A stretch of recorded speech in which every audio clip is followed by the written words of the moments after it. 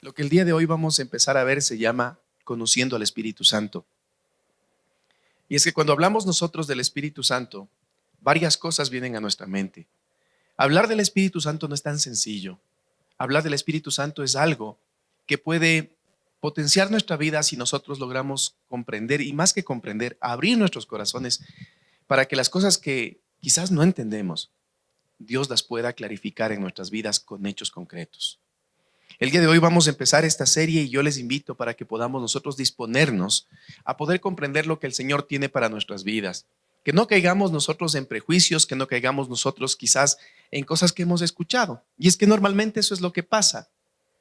Cuando decimos quién es el Espíritu Santo, a nuestra mente vienen algunas cosas. Y en primer lugar, el ser humano critica lo que no conoce.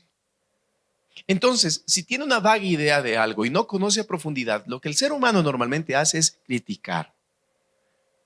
El ser humano critica lo que no entiende.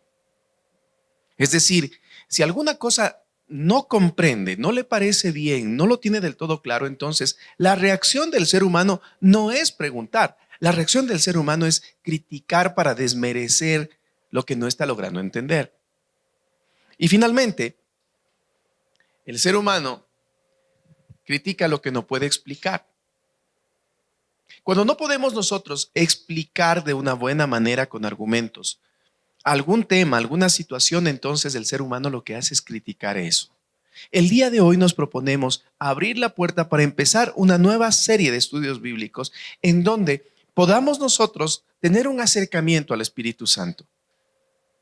Y cuando esto se da, las personas no volvemos a ser las mismas. ¿Cuántos de los que estamos aquí ya hemos ido a un encuentro? Un encuentro de aquí de la iglesia. Miren, mantener lo que se vive en el encuentro es una labor nuestra. El asunto es que a veces no comprendemos lo que tenemos que hacer, o cómo debemos comportarnos, o cómo debemos llevar nuestra vida espiritual. Así que el día de hoy vamos a empezar esta aventura de conocer precisamente al Espíritu Santo, quién es. Hay muchas explicaciones humanas que se han intentado dar acerca de lo que es el Espíritu Santo. Algunas de ellas totalmente inverosímiles, otras cautivantes pero alejadas de la palabra de Dios. Las personas a veces tratan de explicar diciendo que el Espíritu Santo es una fuerza, que es un viento, que le tratan de dar un montón de explicaciones que realmente no están respaldadas en la palabra del Señor.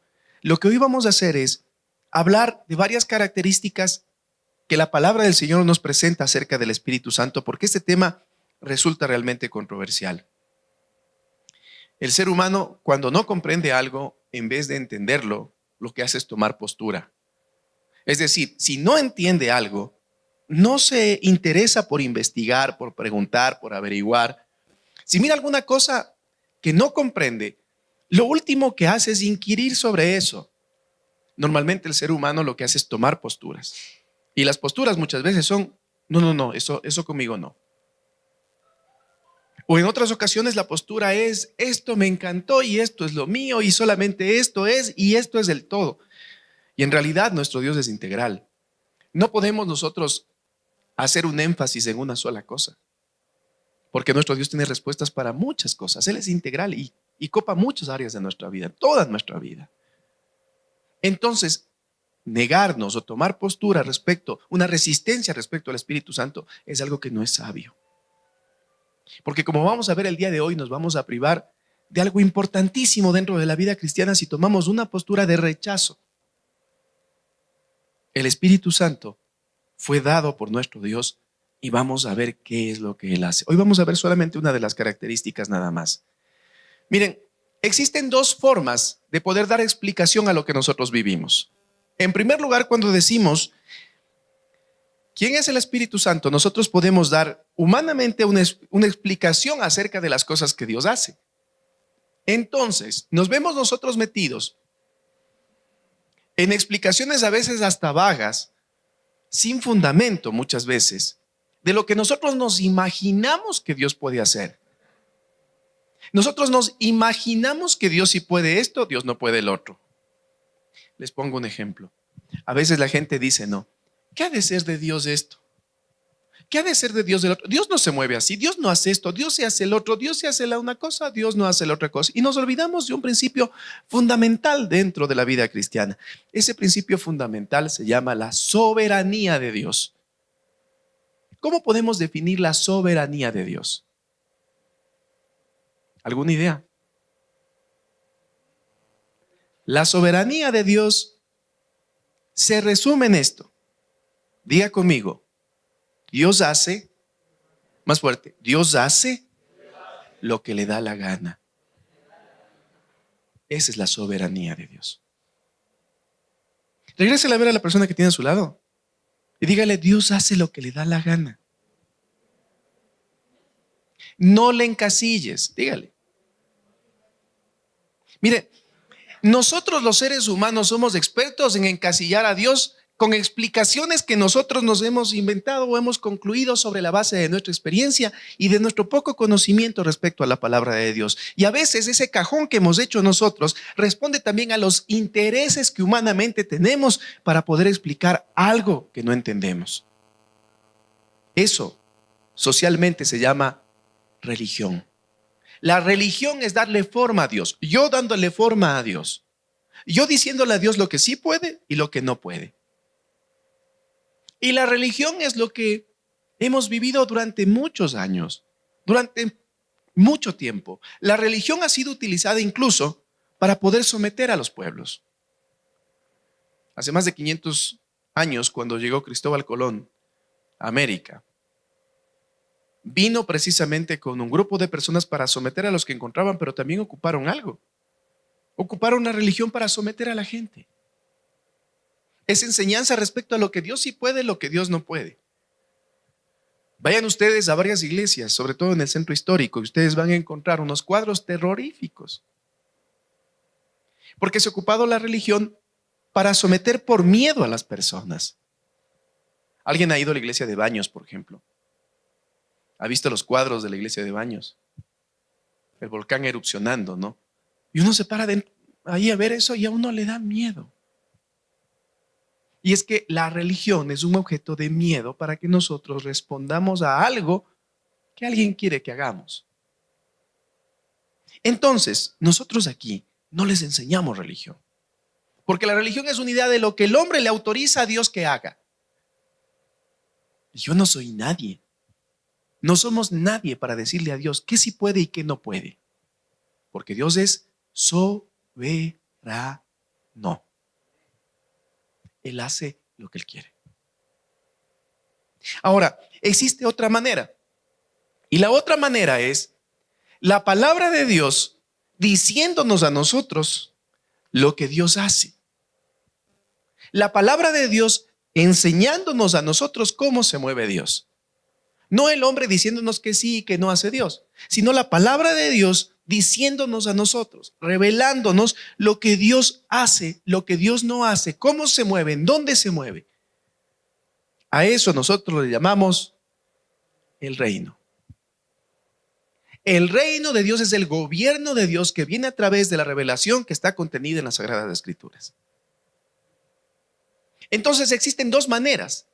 La una manera de darle la forma a Dios de lo que Él sí puede hacer y lo que no puede hacer, y la otra manera es estudiar la palabra de Dios para saber qué es lo que Dios quiere de nuestras vidas, qué es lo que Dios o cómo Dios se mueve en nuestras vidas.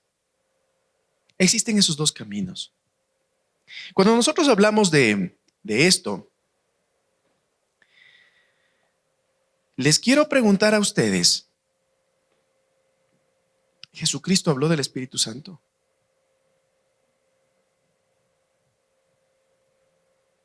Una de las primeras referencias es la siguiente.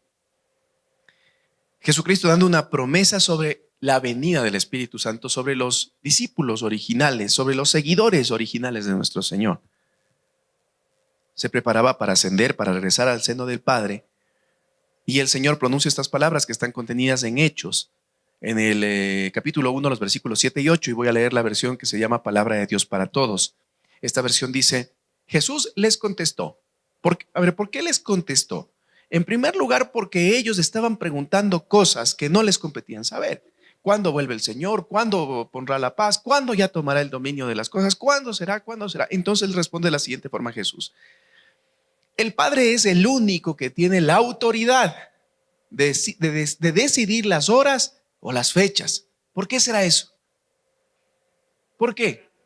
Porque Dios es soberano. Es el primer principio de Dios. Yo no le puedo encasillar a Dios. Dios es soberano. Entonces, Él tiene la autoridad, dice Jesús, de decidir las horas o las fechas. A ustedes no les corresponde saberlo. Miren, durante muchos años los hombres han intentado darle formas a Dios. Han invertido su vida entera en darle formas a Dios, en cosas que no nos competen. Continúa diciendo Jesús, pero cuando el Espíritu Santo venga sobre ustedes, recibirán, dígalo fuerte, recibirán poder. Serán mis testigos en Jerusalén, en toda la región de Judea, en Samaria y en todo el mundo. A ver, vamos a ir por partes. Y es que esto, cuando nosotros hablamos acerca del Espíritu Santo y hablamos del poder, entonces vamos a entender que existe una conexión enorme entre el Espíritu Santo de Dios y el poder de Dios. ¿Para qué? Para que seamos testigos de la obra de nuestro Señor Jesucristo. Ahora, este fue el anuncio original que nuestro Señor hace a los discípulos diciéndoles, va a venir el Espíritu Santo que les va a dar poder y ustedes van a ser testigos míos. Pero, ¿cómo se cumplió esta promesa de parte de nuestro Señor? ¿Cuándo se cumplió? ¿Alguna idea? ¿Cómo se llama ese día? En el día de Pentecostés se dio este cumplimiento. Entonces fue derramado el Espíritu Santo sobre las personas que estaban buscando la presencia de Dios, quienes estaban orando, estudiando la palabra. Sobre ellos se derramó la presencia del Espíritu Santo. Pero yo me he preguntado algo siempre y les quiero trasladar a ustedes. Y antes de eso, antes del día de Pentecostés, ¿qué hacía el Espíritu Santo?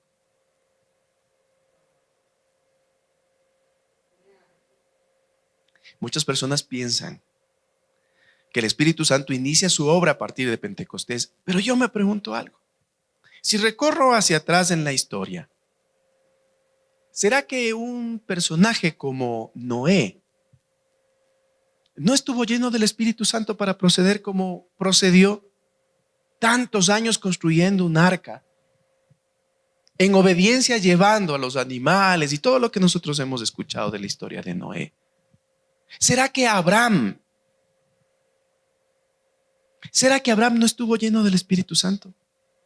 Porque hasta ese tiempo, según la religión, el Espíritu Santo no hacía nada. ¿Será que José, por ejemplo, cuando se para delante de Faraón y empieza a interpretar sus sueños, ¿será que no estaba lleno del Espíritu Santo?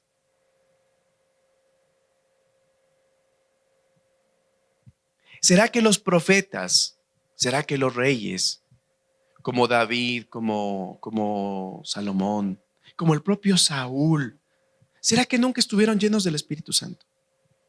¿Será que el Espíritu Santo no se manifestó ahí?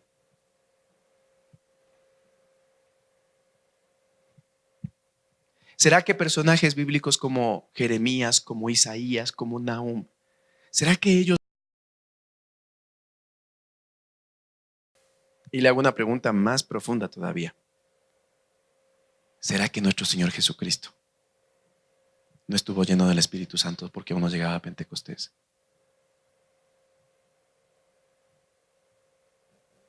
Por eso necesitábamos que tengan cierta base antes de compartir esto.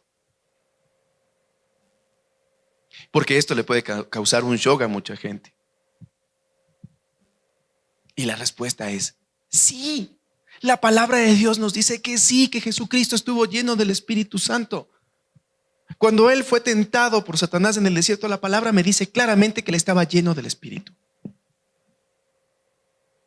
O sea, eso quiere decir que el movimiento del Espíritu Santo es anterior a Pentecostés. Claro, claro. Lo siento mucho, pero algunos de los religiosos, algunos estarán revolcándose en las tumbas y otros estarán revolcándose viendo seguramente el video que después subiremos a las redes. Lo siento. Pero Dios es soberano y no se encasilla en lo que los religiosos creen. Dios no se encasilla en una religión. Cuando hablamos de reino, miramos en la palabra y la palabra nos dice qué es lo que Dios hace. No es que nos imaginamos lo que Dios puede hacer. Y la palabra me muestra que Jesús estaba lleno del Espíritu Santo. Ahora, ¿cuál es la primera referencia? Alguna vez les había contado que normalmente en la Biblia nos muestra la primera referencia, norma todo lo demás. Se llama la ley de la primera mención. La primera mención que hace la palabra de Dios nos da el ejemplo de todo lo demás respecto a un determinado tema. ¿Cuál es la primera mención que yo encuentro en la Biblia respecto al Espíritu Santo? Y nos vamos, quizás algunos, a admirar. Pero la Biblia no pasa 2 versículos de empezar a escribir y ya menciona el Espíritu Santo. Si vamos a Génesis y leemos en la versión Reina Valera, dice lo siguiente: en el principio creó Dios los cielos y la tierra estaba desordenada y vacía, y las tinieblas estaban sobre la faz del abismo, y el Espíritu de Dios se movía sobre la faz de las aguas. Cierra sus ojitos. Padre, en el nombre de Jesús, en esta mañana yo te pido, mi Dios, danos sabiduría para poder comprender tu palabra, Señor. No para sacar nuestros prejuicios, no para sacar lo que nosotros creemos, sino para entender lo que tu palabra nos revela sobre el Espíritu Santo. Yo te pido que en el nombre de Jesús hoy fluyas con autoridad y con poder, que yo no hable mis pensamientos humanos. Yo te pido, mi Dios, que en el nombre de Cristo Jesús nos permitas el día de hoy acercarnos hasta tu trono para poder escuchar tu voz y poder aprender, Señor, para poder quitarnos modelos que no nos ayudan a crecer, a encontrarnos contigo. Te pido que en el nombre de Jesús abras nuestro entendimiento para comprender quién es el Espíritu Santo, mi Dios. En el nombre de Jesús. Amén. Bueno, como ustedes saben, la palabra de Dios no es escrita originalmente en español. Fue escrita en hebreo, en arameo y en griego. Esta parte de la Biblia está referida en el idioma hebreo, que es el idioma original que hablaba el pueblo de nuestro Señor. El idioma hebreo tiene unas raíces súper interesantes y tiene unos significados súper interesantes. La referencia de Moisés, quien escribe este texto, dice lo siguiente: en el principio creó Dios los cielos y la tierra estaba desordenada y vacía. Mire, le pregunto una cosa: ¿el Espíritu Santo de Dios aparecerá en el desorden y en la ausencia de recursos? ¿Pero para qué? Veamos qué nos muestra la Escritura. Y las tinieblas estaban sobre la faz del abismo. O sea, no solamente estaba vacío, no solamente estaba desordenado, sino que aparte de eso no había luz. Entonces, en medio de eso aparece el Espíritu Santo y dice: y el Espíritu de Dios. Y cuando habla de el Espíritu de Dios, me llama mucho la atención la palabra espíritu, que originalmente en hebreo se pronuncia ruaj. Y ruaj significa algo súper interesante. Significa un viento producido del aliento o la exhalación de la boca. Póngase la mano delante. Así. Ese es ruaj. Y eso es el Espíritu. El aliento, ese soplo, ese viento. Ahora, quizás no lo vamos a comprender muy bien si les planteo solamente así. Nos podríamos quedar en un plano muy textual. La palabra ruaj significa ese viento que sale precisamente del aliento, pero dice una cosa más, de una forma sensible pero a la vez violenta, con una fuerza. ¿Y cómo comienza el acto creador de Dios? Lea el versículo 3. Vea qué dice el versículo 3. ¿Con qué? ¿Con qué? Y dijo, o sea que el acto creador comenzó con una palabra. Entonces, cuando el Señor pronuncia esa palabra, Ese viento que sale de su boca de forma sensible, pero a la vez fuerte, violenta, es un movimiento creador que representa el Espíritu Santo de Dios. Entonces, ¿qué estaba haciendo el Espíritu Santo de Dios en la creación? La misma palabra nos tiene que decir. Dice, el Espíritu de Dios, o sea, esa fuerza que salió de la boca de Dios, se movía sobre la faz de las aguas, se movía. Ahora, la palabra movía en hebreo se pronuncia rajaf y significa moverse para empollar temblando. Les repito, significa moverse para empollar temblando. Eso significa rajaf. A ver, no estoy entendiendo muy bien, ¿verdad? ¿De qué se trata esto? Le voy a poner una versión de la Iglesia Católica de este versículo. En la versión Palabra de Dios para Todos dice, cuando en el principio Dios creó los cielos y la tierra, reinaba el caos y no había nada en ella. El abismo estaba sumido en la oscuridad y el Espíritu de Dios aleteaba sobre las aguas. Peor, más confundidos, ¿no es cierto? ¿Qué tiene que ver lo uno con lo otro? Miren, la persona del Espíritu Santo, cuando es pronunciada por parte de nuestro Dios, sale precisamente de su boca y recoge todo lo que tiene que hacer y como que lo incuba. Estoy hablando figurativamente, ¿no? Como que lo toma en sus alas, como que lo guarda para que pueda producirse lo que Dios quiere hacer. El primer versículo que vimos nosotros en la referencia de nuestro Señor Jesucristo respecto al Espíritu Santo decía algo: recibiréis poder. ¿Cómo nuestro Dios ejecuta las cosas? Para crear, me invento, las plantas, Dios fue a buscar semillas, ¿no es cierto?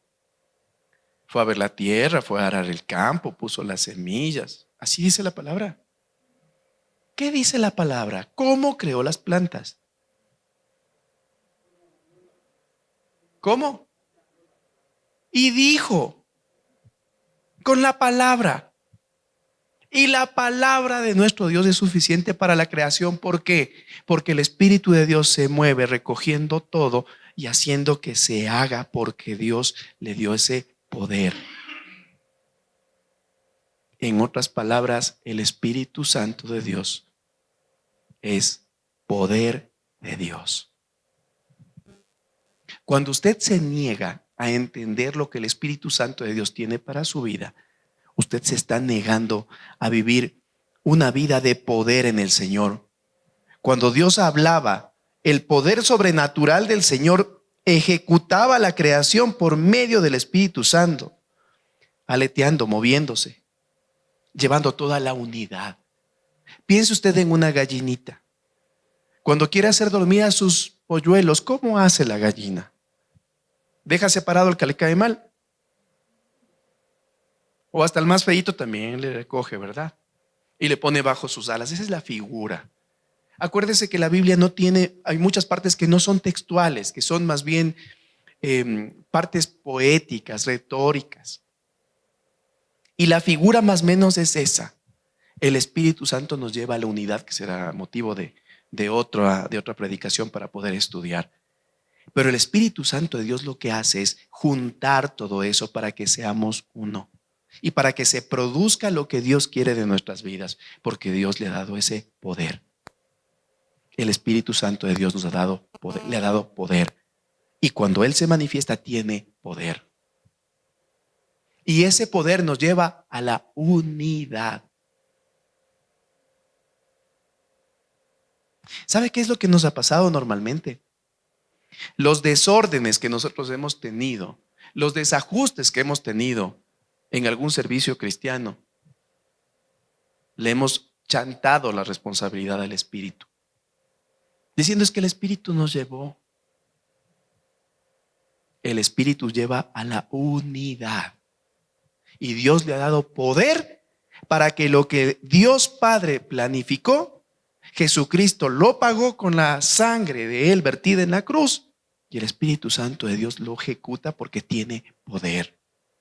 Entonces, si usted es un cristiano que sigue las pisadas de nuestro Señor Jesucristo, pero le hace a un lado al Espíritu Santo, en su vida no va a existir nada. Se puede convertir hasta en un religioso, porque el religioso va a entender que Dios tiene un plan. El religioso va a poder comprender que Jesucristo murió en una cruz para traernos vida. Pero el religioso no puede vivir en el poder del Espíritu Santo porque le da miedo.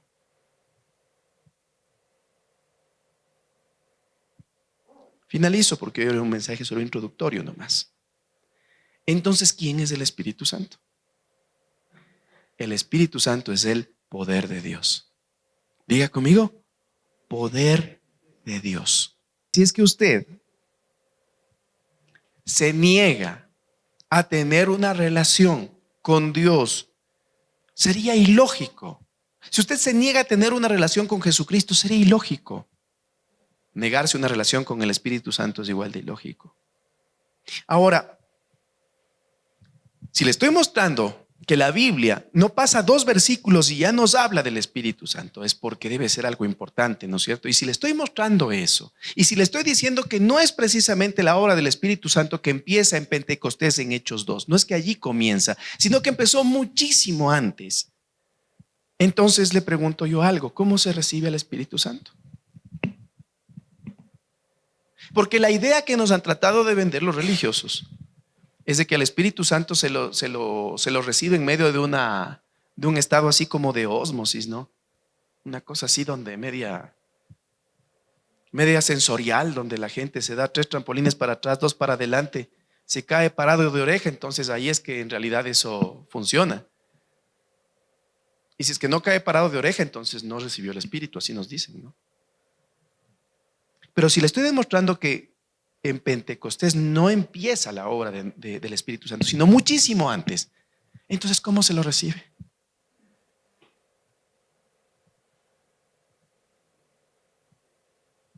¿Qué significaba ruaj? El aliento que salía por medio de ¿qué? De la boca cuando el Señor pronuncia algo sensible, pero también algo fuerte, violento. Ese es el Espíritu. Cuando usted viene a esta casa o alguna casa donde se predique la palabra del Señor, el Señor habla y su Espíritu viaja, va a usted. Y el Espíritu de Dios produce en usted fe. ¿Y cómo usted recibe al Espíritu Santo? Cuando hace la oración de fe diciendo, Señor, bueno, esa es una confesión. Pero el Espíritu Santo de Dios, usted lo recibe originalmente cuando usted es confrontado. Cuando es confrontado con su realidad. Cuando usted allí sentado escucha el anuncio de la palabra de Dios y usted dice, algo está pasando. Algo está sucediendo y siente que su corazón empieza a latir mucho más rápido. Y empiezan a venir hasta lágrimas a sus ojos y usted no sabe por qué.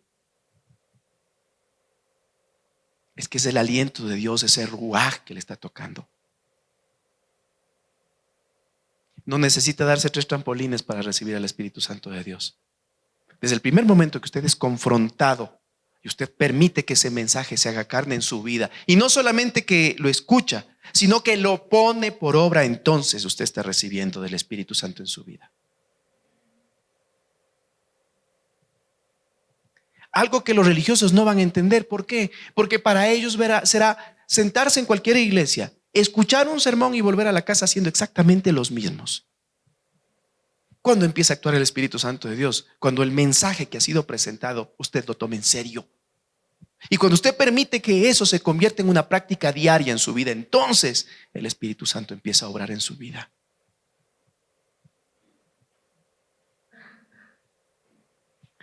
Pararnos delante del Señor a decirle, dame de tu Espíritu, Señor, y pronunciar 3, 4 palabras que consideramos mágicas, ¿no?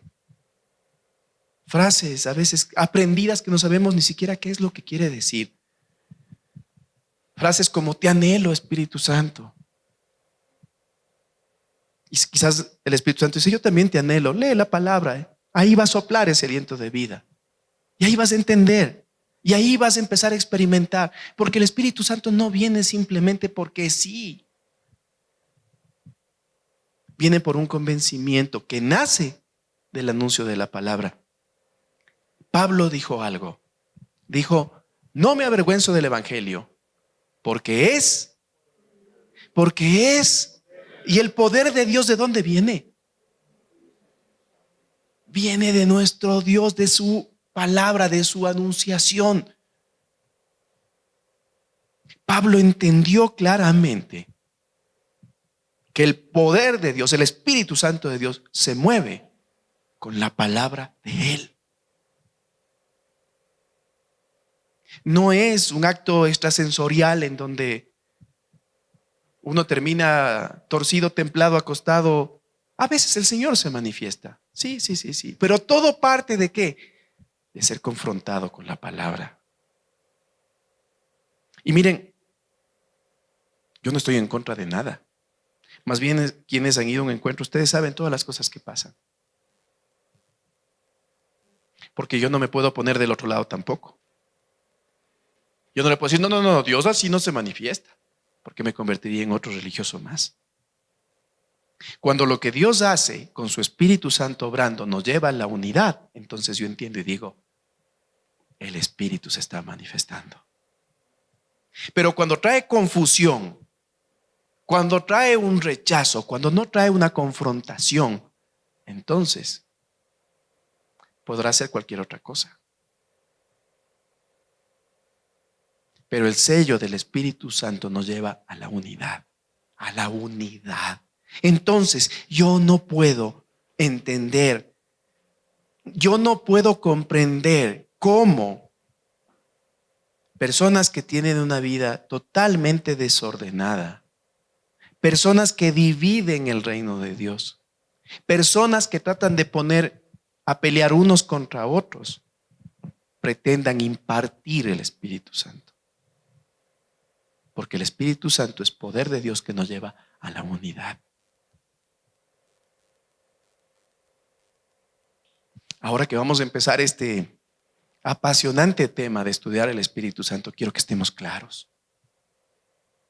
No es que les vamos a tener aquí convulsionando y no. O quizás Dios les toca a alguno y quizás sí. No lo sé. Porque yo no tengo la mente de Dios y a mí no me compete saber eso. Lo que sí sé es que si nosotros lo tomamos en serio, el Espíritu Santo de Dios se moverá con poder y nos llevará a la unidad. Porque así es como Dios se mueve. Así que no le tenga miedo al Espíritu Santo. Más bien anhélelo, no en una oración, anhélelo buscando todos los días en su palabra. Y diga al Espíritu Santo, dame entendimiento. Para leer, para poder comprender, para poder escuchar, para poder cantar, para poder hacer las cosas no de una manera mecánica, sino buscando comprenderte, entenderte. No espere unos electrochoques, no hay de que sienta corrientazos que le vuelvan. No espere quizás eso. Comience primero por lo que pueda entender y después el Señor le dará lo que tenga que darle. Si Dios le quiere dar a usted manifestaciones de lenguas, visiones y demás cosas, es potestad de Dios. Y yo no me voy a poner a decirle, esto sí puede, esto no puede, porque sería un religioso más. Yo dejo que Dios obre con libertad y le pido al Espíritu Santo que se mueva con libertad y que haga lo que tenga que hacer y que rompa los esquemas que nosotros humanamente nos hemos puesto tratando de explicar lo que es Dios. ¿De qué nos sirve esto en la vida práctica? Recuerde, Jesús les contestó, estoy leyendo Hechos 1, versículos 7 y 8. El Padre es el único que tiene la autoridad de decidir las horas o las fechas. A ustedes no les corresponde saberlo. Pero cuando el Espíritu Santo venga sobre ustedes, recibirán poder. Mire, este grupo de discípulos, cuando lleguen a comprender Ahí estaba un Pedro que todavía no entendía bien de qué mismo Jesús le había hablado. Pero cuando él llegó a comprender y a poner por obra lo que había aprendido del Señor Jesucristo, entonces se pudo levantar lleno del Espíritu Santo para predicar la palabra y que 3,000 hombres entiendan y se arrepientan. ¿De qué nos sirve esto en la vida práctica, en la vida diaria? En que nosotros, cuando buscamos del Señor, buscamos esa llenura del Espíritu Santo. Cuando nosotros lo buscamos a través de la palabra del Señor, lo adoramos y ponemos en práctica lo que el Señor nos enseña, entonces nos convertimos en lo que dice: serán mis testigos en Jerusalén, en toda la región de Judea, en Samaria y en todo el mundo. O sea, por donde vamos tenemos una marca que nos hace saber, que le hace saber al mundo de que somos diferentes. No existe una lámpara que sea efectiva si no tiene un combustible para que esa lámpara se encienda. En ese tiempo las lámparas se encendían con aceite y el aceite representa el Espíritu Santo de Dios. Y usted fue escogido para ser luz del mundo. Y su lámpara, si no tiene la presencia del Espíritu Santo, usted no va a impactar a nadie. Por eso es necesario que usted comprenda quién es el Espíritu Santo y se decida a vivir una experiencia con Él para que su lámpara se llene de aceite y para que usted pueda iluminar por donde usted vaya. Finalizo con esto. Mientras más te sumerjas en la palabra, te alimentes de ella, anheles obedecer y pongas en práctica lo que vas aprendiendo, entonces podrás experimentar la llenura del Espíritu Santo que trae a tu vida santidad y por consecuencia poder de Dios para ser testigo de Jesús por donde tú vayas. Usted no puede ser testigo de Jesús sin santidad. Y cuando hablo de santidad, hablo de una vida apartada, dedicada para poder agradar a Dios. Usted no me puede decir que habla, no sé, en lenguas, que tiene convulsiones, que toca a las personas y las personas se caen patas arriba. Y que tiene una debilidad, que tiene 2 hogares, pero que Dios le comprende. Y que en su inmensa misericordia Él le permite impartir el Espíritu. Usted no me puede decir eso. Porque el poder de Dios nos lleva a la unidad y eso no es unidad. Entonces, si queremos tener una vida llena del Espíritu Santo, tenemos que buscar su presencia y tenemos que honrar el llamado que Dios nos ha dado. ¿Sabe por qué no predican esto en las iglesias? Porque es más bonito predicar de que Dios nos va a bendecir, de que Dios nos va a prosperar. Es más bonito contarles historias a la gente, motivarles, decirles: ustedes son campeones, el Señor les ha hecho campeones. Eso es más bonito. Pero decirle: usted necesita vivir en santidad para que el Espíritu Santo de Dios se manifieste por donde vaya, eso a veces a la gente no le gusta.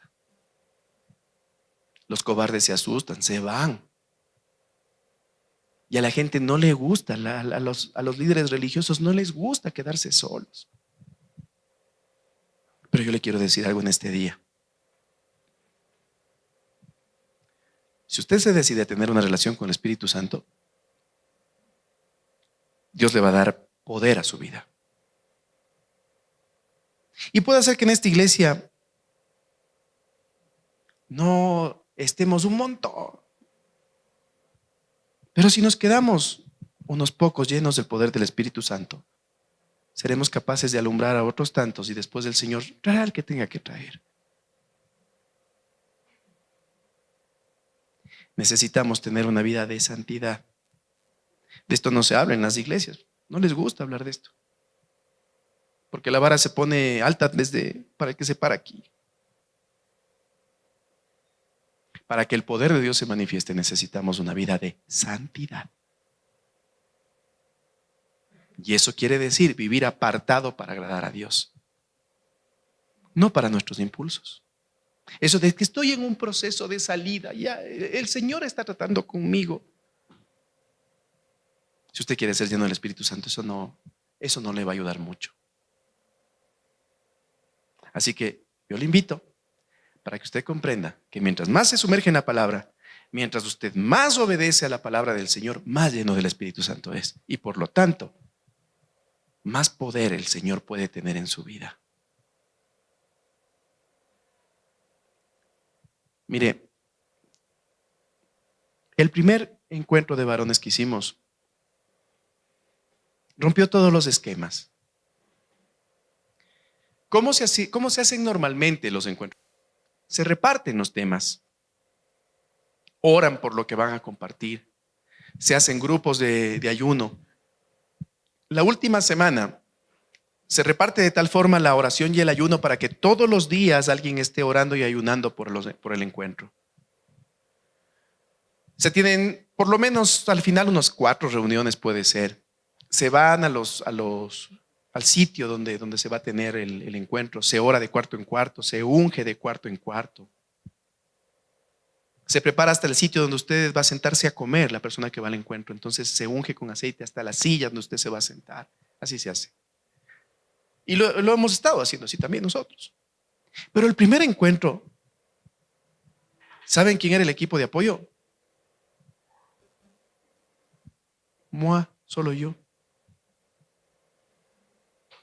Me tocó pedir a un par de amigos que les conozco de otra iglesia que me acompañen, que me ayuden. Pero ellos estaban trabajando, ellos no podían ir a ungir los cuartos, no tenían tiempo. Textualmente nos encontramos con ellos allá. Y los que fueron al primer encuentro de varones saben todas las complicaciones que tuvimos al salir. Porque yo no pude regresar porque estaba ya haciendo cosas, ordenando, arreglando y un montón de cosas que se deben hacer. Y tuvieron complicaciones para llegar, llegaron tarde y llegaron molestos porque estaban con hambre. Y los hombres cuando estamos con hambre nos ponemos enojones. Llegaron las personas que eran el equipo de apoyo y nos sentamos con ellos en la mesa para poder cenar en la primera noche. Y mientras cenábamos rápido hablábamos de los temas que estaban para poder ultimar, para poder iniciar. Y en la primera charla que íbamos a dar, les cogí de las manos a mis 2 amigos y les dije que el Señor nos dé poder en el nombre de Jesús. Amén. Vamos. Y me quedaron viendo así y me dijeron, así nomás, así nomás.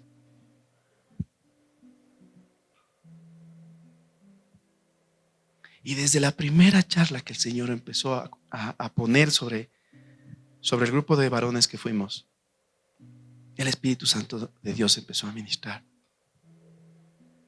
Los religiosos hubiesen dicho, pero no ungieron las camas, no ungieron las mesas, no ungieron las sillas, los cuartos no ungieron. No, sí ungí los cuartos, sí alcancé a ungir los cuartos. No hicieron 8 días de ayuno. No hicieron una cadena de oración. No hay un grupo, porque así se hacía, un grupo, el que compartía en el salón y otro grupo se encontraba orando en un salón contiguo. ¿No está el otro grupo orando, cubriéndoles en oración? Y a mis amigos les decía, vamos porque Dios es soberano.